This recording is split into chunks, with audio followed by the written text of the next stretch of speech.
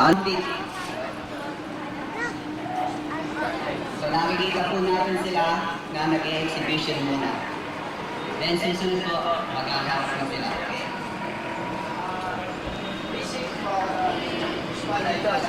So ang ipakikita po nila ay basic for espada y daga. But walang patamaan doon, sasa. Number 2. Napapansin niyo po pagpalo ng garote sabay ng daga o ng dagger.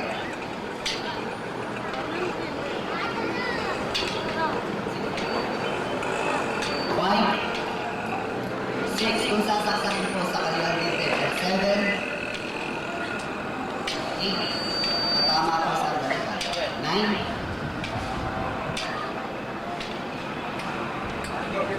Yan po ang tinatawag na tapi-tapi espada y daga. Pakita po ang hitting point.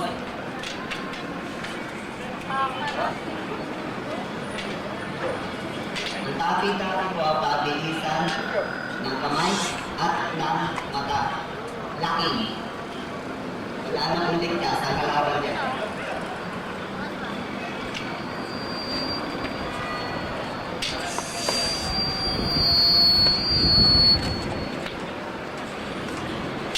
Para po manok nagigilitan. Yan po.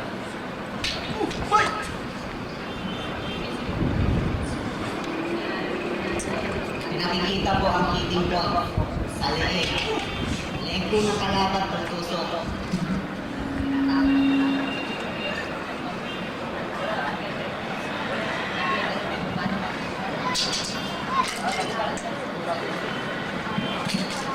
Tapi-tapi pa rin po ang kanilang ipakikita. Ngunit wala na pong dagger.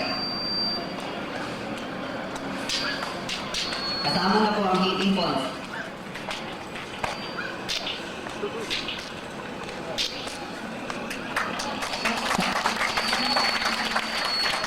Sa nagarap po ng laputnik, ang mabilisan ang labanan. So, yan po muna sandali ang kanilang exhibition.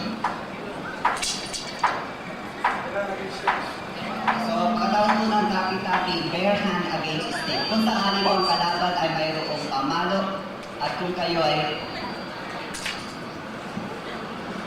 paano po ito sasanggalan?